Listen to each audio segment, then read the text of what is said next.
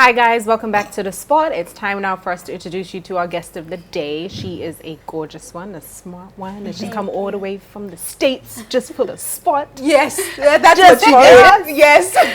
It's Miss Frances Udukwu, aka Miss Africa USA. Yes, 2015, 2016, right? Yes. Oh. Hello. Yes. Welcome. Congratulations. Thank you. Let's see. She the first. No. We've had Osas Igodaro. Oh, you're talking about beauty queens. I'm talking about beauty queens in general. Yeah. No, We've Miss had Black Osas. USA. We've had Munachi. Munachi Abi, who was most beautiful girl in Nigeria. 2007. Yeah. Oh, didn't we have Snow White? We did. But that's not her name. That's her No, nickname. That's her nickname. And she, I don't know why her name literally just escaped my lips. But she was like Miss United Nations. Yeah. 2014 or something. Yes. I think it was 2014. Yeah. So we've had a few beauty queens, but we've never had Miss Africa USA. Yay. You are our first and only. Thank you So for having welcome. me. That's so interesting though, Miss Africa USA. I know you were Miss Nigeria USA. Yes. Obviously before you Became Miss Africa USA. So tell us a little bit about yourself and just, how all of this kind of happened. Yeah, no problem. So my name is Frances Onyemechi Udukwu, and I live in Maryland, which is pretty close to DC. Formerly, like you said, I was Miss Nigeria USA. In order to compete for Miss Africa USA, I had to compete in that previous pageant. I attended Temple University in Philadelphia, Pennsylvania, which is in the States as well. Yeah. And I studied public health and health systems management. Currently, I'm a health consultant for the largest federal consulting firm in DC. And on my spare time, I love to travel, cook, dance. I can DJ a little bit. Oh, okay. And I have a younger sister who is 20 years old. Okay. Have you always wanted to go into like pageants and? I always get that question. Actually, I always tell people I just fell into pageantry. The way I even started, my footing in the pageant world, I did like a very local pageant about 2 years ago. And I only did it because one of my friends, she's an event planner, and she's like, we need more girls, just do this for me. So I did it. But what really piqued my interest about pageants in general was what I learned from the process. So being around several other women who have a different purpose, who have different reasons as to why they're, aspiring to be beauty queens, it was inspiring for me. So I thought, why not challenge myself? And especially challenge myself within the African beauty scene, because I thought that would be more fitting for my image and what I represent. Yeah. I like that you said that because, people have a particular idea and thoughts when it comes to pageants and what they think the pageant woman is like. Right. So I like the fact that you felt like you could be challenged and there was something for you to learn from that. Yeah. So you did something for girls, right? For the girl child. So what can you tell us a little bit about that? Right. So as Miss Nigeria USA, I started a foundation called the Lead Girl Foundation. And the purpose or the mission behind the foundation is to mobilize the woman entrepreneur. Particularly in the age bracket of 18 to 35 who are plagued by unemployment. So I have several campaigns under the foundation, but my biggest initiative now, which I'll be rolling out in April, May, is I'm taking a 7-country tour across Africa. So Nigeria, South Africa, Uganda, Kenya, Morocco, several countries within the African nation. And the whole purpose is I'll be doing like a women's seminar, and I'll be working with women who have startups and who have existing businesses, teaching them things about business development, having speakers, the importance of mentorship when it comes to business. At the end of the seminar, I'll be having a pitch competition to hopefully give them some seed funding. Oh, cool. It's really, really great. And there's so many people that are trying to do stuff with startups and then with entrepreneurship, but to have a focus on women as well, that's pretty awesome. So I look forward to that. I can't wait. I'll be there. We'll be here when you come to Nigeria. I'll be like, hi, I want to pitch, yeah. So do you have any, speaking about entrepreneurship, do you have any other side businesses that you're kind of investing in? We're in Nigeria now. We always have something. So how many do you have? Yes. That's the real question. Besides my 9-to-5, being a beauty queen, and my foundation, my mom owns a catering business that she's had for almost 20 years now. So I'm working with her on that, trying to push her into the digital space, letting her know the importance of advertising that way. Hopefully, she'll maybe open up a restaurant, which I'll help her manage. personally, I do wardrobe styling. So I have a few clients back at home. Nothing too major, but it's just a hobby of mine. Okay. Yeah. How do you, like, I know we always ask, it's a lot. So you've got your role and your duties and things that you have to do as a pageant, as a beauty queen, and you have your, as you have your 9 to 5. So, so you still do your healthcare consulting.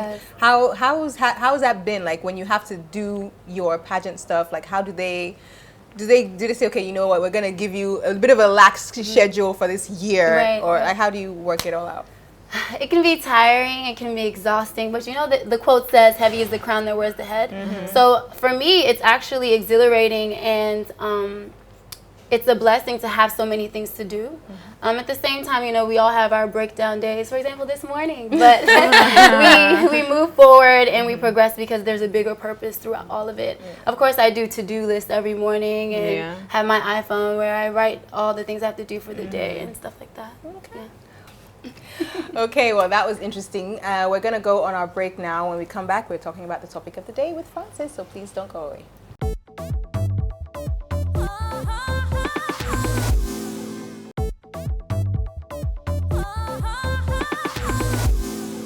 Welcome back to The Spot, you guys. You are still here with us at the Fahrenheit Loft in Lagos, and we've been joined by Francis Udukwu, who is Miss Africa USA 2015-2016. So we are in the presence of royalty. So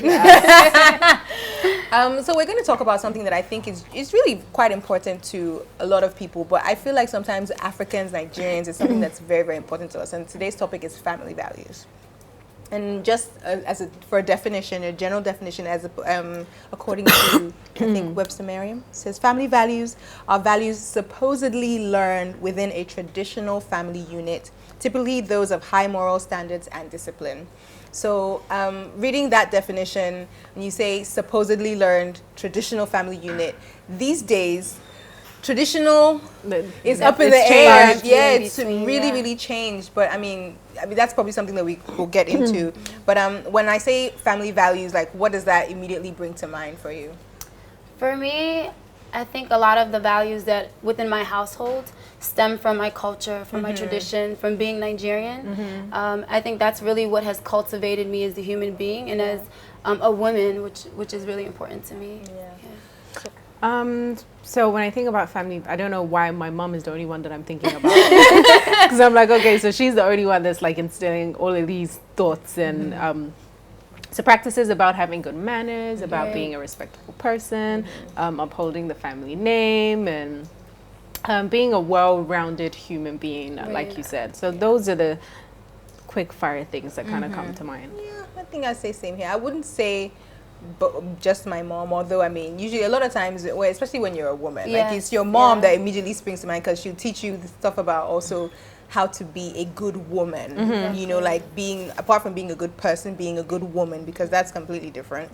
But yeah, those things of, you know, being polite. I remember things that my mom definitely, you know, sort of like harped on, I would say, when we were younger, my siblings and I, being polite and having manners. Like she could almost forgive you, and well, not forgive you anything, but like you had to have good manners, and you had to present yourself appropriately in whatever situation you found yourself. So there's that. And then for me, I know I went to school, like I was here for many years, and then I went to high school in the UK, and there's a thing that we say in Yoruba, it's like "Rántí ọmọ ẹni tó jẹ́" or something like that, which basically means remember who you're the child of. And that's something that I know a lot of like my peers who went to school abroad after being brought up here also, you know, that's one of the things that goes in your mind, like always remember, no matter where you are, remember who your parent, remember who your family is, like the importance of a good name. So that's another like thing I think about with family values.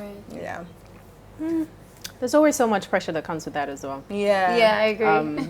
Because once you go somewhere else, you pick up all of these new habits and new values and whatever, and it's not like you would have completely forget who you were. But I know that a lot of Nigerian parents really hold on to that aspect of taking your name with you everywhere you go, and I'm like, it doesn't always have to be like that. Yes, it does though. Okay, so I'm curious, because I know you are first generation Nigerian American. So did you ever feel like kind of a pressure culture, like how did your parents kind of make sure that they instilled in you the Nigerianness, you know, and not be like, just because you're an American doesn't mean you should do what they do. Don't tell me to shut up. Don't, like, you know, that kind of thing. Like, how did that work for you guys in your family? So growing up, I've never really felt disconnected from being Nigerian or from my Nigerian roots. Again, my parents or my family, we come to Nigeria often. Okay. I live in the DC, Maryland area, which there's tons of Nigerians there. Exactly. Yeah. But even in my household, independently, my parents speak Igbo to us. Oh, okay. We eat traditional Naija food. We eat egusi soup, ofe oha, all those good things, and we're taught how to cook those things. Yeah. So it's not foreign to me. But when you were mentioning something about the family name, I think something else besides the family name that holds me accountable is the fact that I know that I was taught better. So that's something that I always consider when I go places or when I meet other people. It's easy to adapt in your environment, of course, if you're surrounded by people who don't have the same values that you do, but you just remember those little things like your family name, you remember your parents and what they went through to be where they are to teach you those things. Yeah, that's true. Yeah, that's definitely true. What are the things that you feel have, like, what are the things that they've taught you, your parents, and the things that you've learned over the years that you feel has held you in, like, the best stead? Like, what's the thing that you always remember? And you're like, you know what, that's the thing that's gotten me here. Right. Yeah. As trivial as this might sound, I don't take or receive anything with my left hand. Oh, okay. Yeah. Okay. That you know, my parents have instilled in me. Even the way you speak to elders and even younger people, the way you speak, you just make sure, again, you're polite, even if they're, you know, making you upset or anything like that. I do kind of, that left hand thing really does bug me, because I know people who go to the extremes of, if their children, like babies, happen to just gravitate to pulling things with their left hand, whatever, they will literally start instilling in them from that point. Exactly. Like, so the left hand is bad, whatever, even if you're just naturally left-handed. Right. And I hate it, because it's just like, because some people are just left-handed. That's who they are. It doesn't mean that they're trying to be disrespectful or anything like, wait, like so that. if somebody was going to give you like $10,000 or $50,000, give me whichever hand you want to give. I'll take not only your left hand. You know what I mean? Yeah. But are there certain values that you feel like you probably won't carry those traditions into your family unit? This is something that I've observed as I won't say African, as a Nigerian thing. Not necessarily in my family, but the not listening to younger people. Yeah. So younger cousins or whatever, that kind of thing, like where your opinion, just because you're 5 years younger than me, or just because you're 10 years younger than me, or just because you're not an adult married with children, like your word or your opinion or your thoughts mean nothing. Yeah. That I'm not going to take, because I feel like everybody has a voice and everybody deserves to be heard. Exactly. Yeah. So, you know, I mean, not every idea has merit. Sometimes an idea that has no merit will come from somebody who's 50. Sometimes it'll come from somebody who's 10. Okay, fine, but at least I heard you, right? Okay, and then I can say, okay, no, I'm not taking this, or I'm taking this. But yeah, so I think the need to also give a little bit of respect to, you know, people who are younger. Yeah. I'll take that. I'll ditch the whole day because you're younger, you don't have it. The same for me translate when you talk about spouses or being married. Yeah. A lot of times traditionally, or like our grandparents would say, like, the woman should keep quiet when the man is talking. Or basically, you don't have much of an opinion. Those things matter to me. I think in my household, I'll teach my daughter to have an opinion, but of course be respectful about it. So yeah, that's something that I would do differently. We're going to take a quick break now. When we come back, we have more talk here with Francis on the spot. See you in a bit.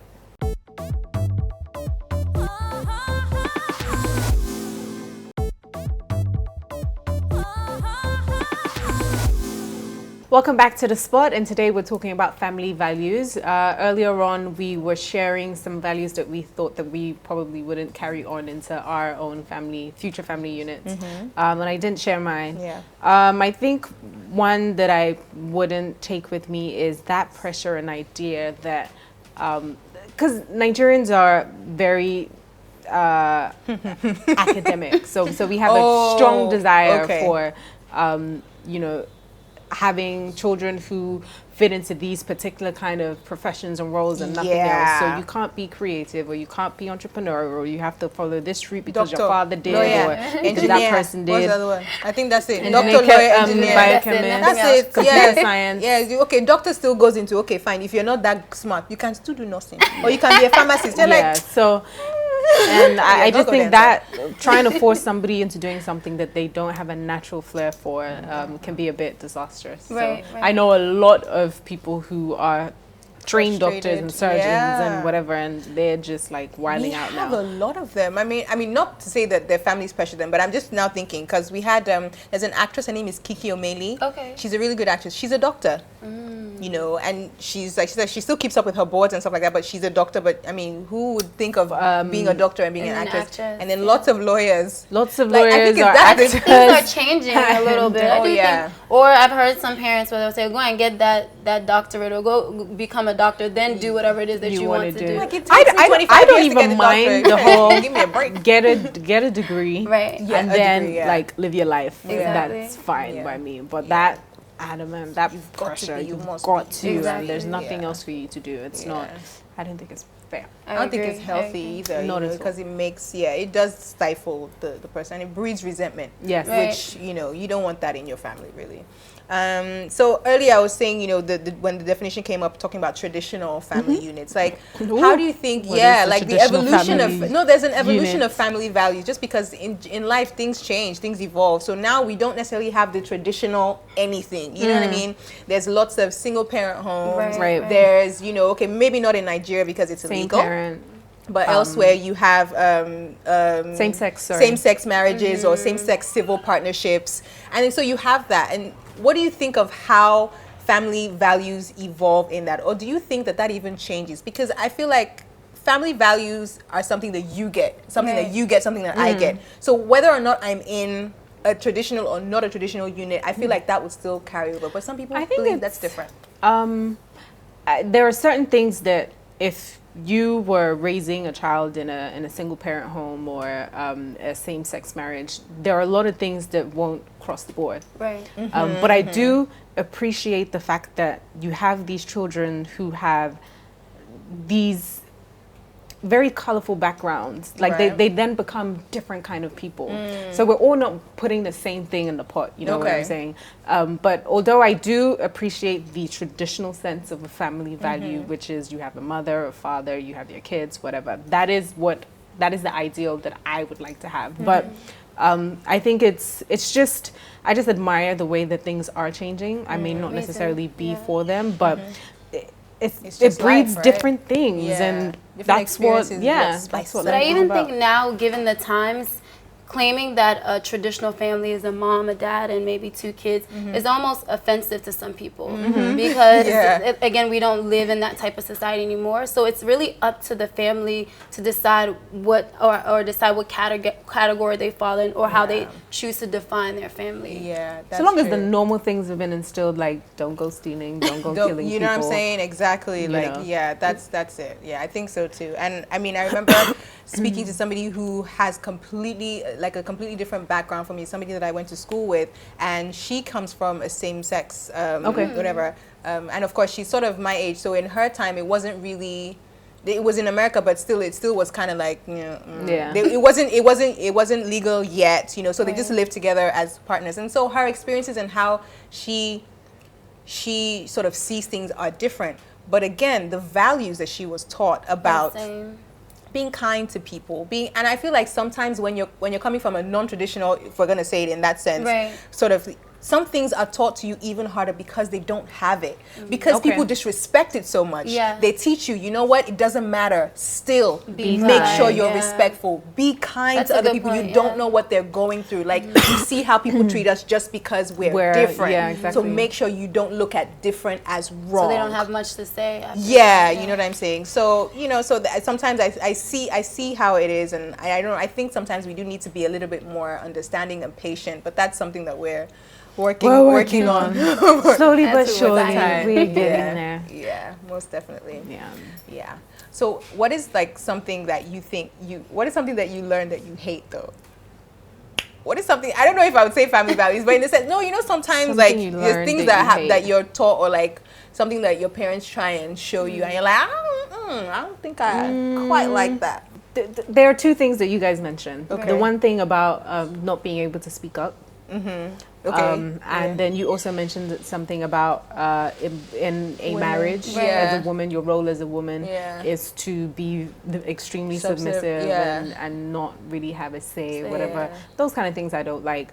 I don't also like the fact that even within a marriage, when you're having issues or whatever, you have these elders, outsiders. Elders. People that who are third party, yes. You better chip out. Who will chip in? But that, I feel like that only is because when we get married, it's a family thing. It's a family thing. It's not between the two partners. It's a family thing. I know in the Igbo culture, you bring the wine to the family. Yeah. So you have to bring the wine. So it's almost like they're the reason why you're married, per se. So they have to be involved if you break up. So you're giving me a really good reason to just pop off and come back and be like, by the way, I got married. And they'd be like, what? Okay. We're having a lot of fun here chatting. We're going to take a quick break. We'll be right back. See you guys in a bit.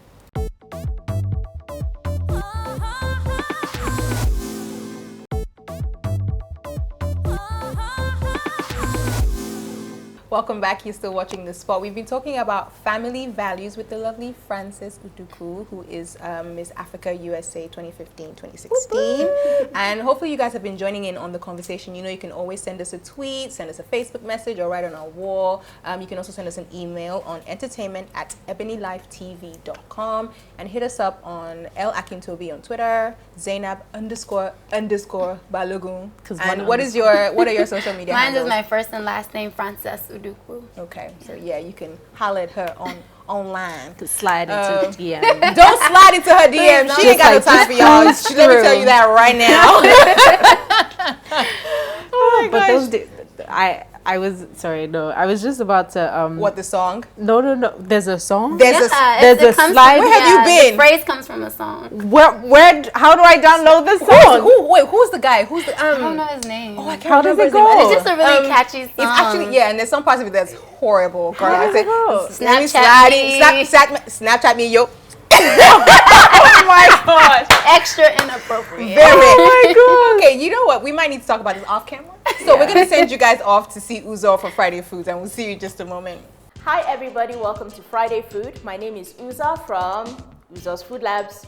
Today I'm going to be mixing up some sexy ice cream. So all you need would be ice cream that isn't frozen. It needs to be soft enough for you to mix. And so we've got some vanilla ice cream here, and we have to move really quickly because it will melt. So in a large bowl, I pour in the vanilla ice cream, okay? And then I have coconut flakes. You can pretty much add anything that you like into this ice cream, but I'm going a little bit high end today. I have some leftover pecans from my bakery, so I'm throwing those in. And then it's an adult only treat, and it's for the weekend as well. So I have here some coconut rum, just a little bit, and then quickly stir very quickly. Now, the beauty of this is once you've mixed it up, it needs to go back into the freezer very quickly. Or you can eat it like this, but it's melting very quickly. Stick it back into the freezer. Once it freezes and gets as hard as you want it to be, enjoy it with your girlfriends. There's no need to be all fancy. Stick in the freezer like this. Enjoy it out of the same bowl. Until the next time I come your way again, get mixing, save some money, have a wonderful weekend. And that's one of the things I actually wanted to talk about as well. Women's role in the family. You know, like coming back from Uzo and the kitchen, was something I wanted to talk about. Now we've just briefly mentioned, you know, the whole in a marriage, a woman should, you know, even in a family though, do you feel like in Africa we put too much of an emphasis on women doing things because they are they're supposed to be the nurturers of the family and all that kind of stuff. Like, what is your opinion on that? I do agree with that sentiment, only because, again, in the millennial frame or world that we're in now, women are soaring. Like, they're CEOs, they're doing tremendous things where that can naturally pull them away sometimes from their family. Home, and then it makes it seem like they're not interested in taking care of their kids or their husband or cooking that meal every night. But because we're moving forward and our generation seems to be progressing with the times, I think it will be more accepted as time moves along. But again, when when your parents are seeing that, oh, you're as a woman you're working till 8 p.m. or you're working till 9 p.m., it's frowned upon. Even some of the little comments that comes with it, like, oh, how will you find a decent man if you do everything yourself? Yeah, if you live by yourself, you go to work late, or by the things you have. And then you have women who actually, I remember at church, a lady she was talking about the fact that she would have to hide some of her achievements and her things because then it made her unattractive to guys because... But I feel like that's true because I've met some men who just wouldn't talk to, for example, one of my friends drives a really a nice luxury car, and I know men that don't approach her and they say it because of the type of car you drive. And that's okay because that's not the kind of man she wants. Drive past the puddle as they're walking by real fast. Have fun on your bus ride. But yeah, that's definitely, that's like one of those, the hashtag. The hashtag was the hashtag that went viral, like at least in Africa, being a woman, being female in Nigeria, being a woman in Nigeria, being a woman in Africa, and a lot of similar experiences were shared. And that's one of the things that we've heard. If you move out and you have your own apartment. Like here, I know that I don't know about elsewhere, but I know in Nigeria you're considered loose. Yes, because of course the only thing you could be doing in that house is having men from pillar to post. You can't be doing anything. You can't be reading. No, you can't be going to work. You can't be doing all that kind of stuff. So it's very interesting, and I think that a lot of modern women, a lot of women who have experienced how life is here and see how life is elsewhere, are sort of. They're tweaking at least the way they will approach things. But at the same time, there's a lot of women who I see, especially on social media, who hold so fast to the old ways. Sometimes to the detriment of, you know what I'm saying? Because they're like, don't call me a feminist or I don't hate men. That's not what it means. You know what I mean? And things like that. So I think it's all about finding that balance. That's really what will make change. Or everybody needs to mind their own business. That will just solve all the problems we have. If you live your life how you want to, be the woman you want to be, and let people be who they are. If I want to work, that's the hardest thing for us, I feel like, because we just always want to be like, let me help or let me put my hand in there.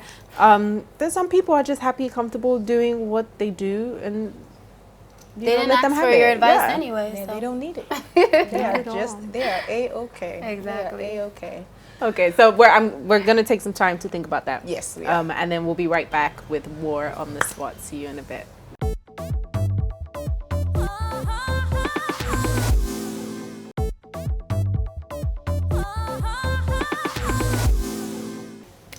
Welcome back to The Spot, guys, and we've got a brand new segment for you. It's the Techno Chase for Phantom segment. And how this works is that every single Friday episode, Techno has a goodie bag of amazing things for you guys. All you have to do is to check out our social media handles and hashtag Chase for Phantom, as well as answer the question of the day.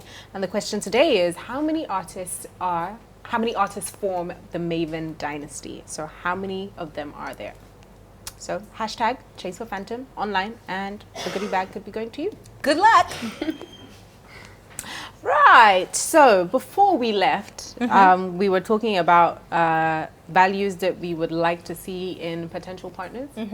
Now we only have very short. Please just say 2 or 3, because we don't have time for your period right now. So two, right? 2 or 3, yeah. 2 or 3. Yeah. I think most important ones.